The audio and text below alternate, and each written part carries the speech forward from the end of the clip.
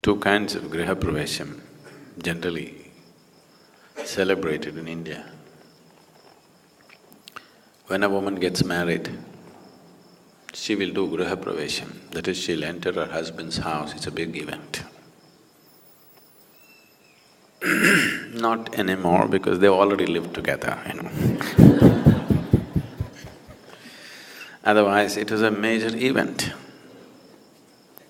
And they made this into a very sacred process because one thing is what kind of woman enters your house will determine the nature of your life and what kind of children you bear, your future, your progeny, how they live, everything is determined by what kind of woman enters.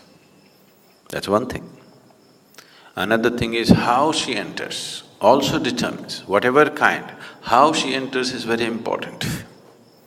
So they wanted her to enter this house with utmost honor, with utmost auspiciousness, because it's very important that she enters this house with love. It's very important she enters this house wanting to give herself totally to whatever that is. If she enters with something else in her mind and in her heart, she can ruin that family in million different ways. She can bear the wrong kind of children. They're aware of all these things. That if she enters this house with a certain type of emotion, tomorrow when she conceives, she will draw the wrong kind of life and she will bear the wrong kind of children, which will make you suffer for the rest of your life. If a child enters your house, he can freak the hell out of you, okay? No? You don't think so? So, how she enters is very important. So, there's a whole lot of ritual around this, how she enters the house. This is one Griha Pravesham, it's an old house, but she's entering. So, a big ritual around this. The ritual got smaller and smaller and smaller, and now she enters the house before she's married, so it doesn't mean anything anymore, how she enters, because you need to understand this. Today, marriage means you thinking just of a little bit of romance between the two people. That's not how they looked at it. They looked at it as a partnership which is going to determine everything about them and their children, and how the future of this family happens depends on what kind of woman and how she enters this house. So they took elaborate care so that she enters the house properly. The other kind of Griha Pravesham is you built a new house and your family wants to move in. So, you want the house to be in the right kind of condition for you to move in.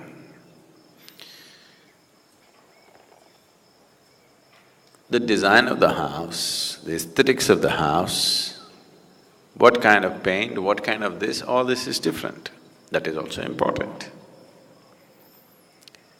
But what kind of energy fills this space is very, very important. So before you live there, nobody ever sleeps in a house which is uninitiated. So it is a minor form of consecrating the space. Before moving into the house the space must be consecrated, otherwise people won't go and live there. All these things that were done were essentially to create a certain enhanced sense of life energy so that the people who live in this house will naturally move towards well-being. And this sense of no human being should live in an unconsecrated space is something which is deep-rooted in this culture, because it is just like if you plant something into this earth, only if the roots are sticking into a rich earth will the flower and the fruit come out. If the earth into which these roots are sticking in is not rich enough, is not enhanced enough to sustain life, flower and fruit will not come. Even if it comes, it will be too meager. It will never be a full-blown flowering, it will never be a full-blown fruiting of the plant. So always these aspects, we gave enormous importance to these aspects of life. It's not just about what you eat, it's not just about what kind of work you do, what kind of space you live in. This is very important in the East. So, people always consecrated their homes in whichever way they know best, and only then moved in. If the kings were sensible and benevolent, they consecrated the whole town. They created any number of places in the town so that the whole town is consecrated. He wants everybody to live in consecrated spaces. If you walk on the street, if you do business, if you live in that town, everyone must constantly live in consecrated space, because if you want to produce generations of enhanced human beings, you need this kind of space. Otherwise, only by accident or by personal dint, somebody may become something. You won't produce a generation of beautiful people. This culture produced a galaxy of knowledge, a galaxy of enlightened beings. Every generation produced this simply because they took care of any number of aspects like this. Nowhere else on this planet have single generations of people risen to such glorious heights of knowing as this culture has known. But all that got fractured in the last few hundred years. In the last 800 to 900 years, this got badly fractured because of invasions and displacement of people and so many things. You can produce very great intellects, very great energy, as human beings I'm saying, individual human beings carrying phenomenal sense of energy and intellect and capability. If you create large spaces of consecrated space, large consecrated spaces where the whole generation of people are in touch with that kind of energy and space. This fortune almost every family had, because before they moved into homes, they did this. Periodically they did something to enhance the house. This is part of almost every house. Every household at least once a year conducted the needed rituals and processes to see that the space in the house is enhanced.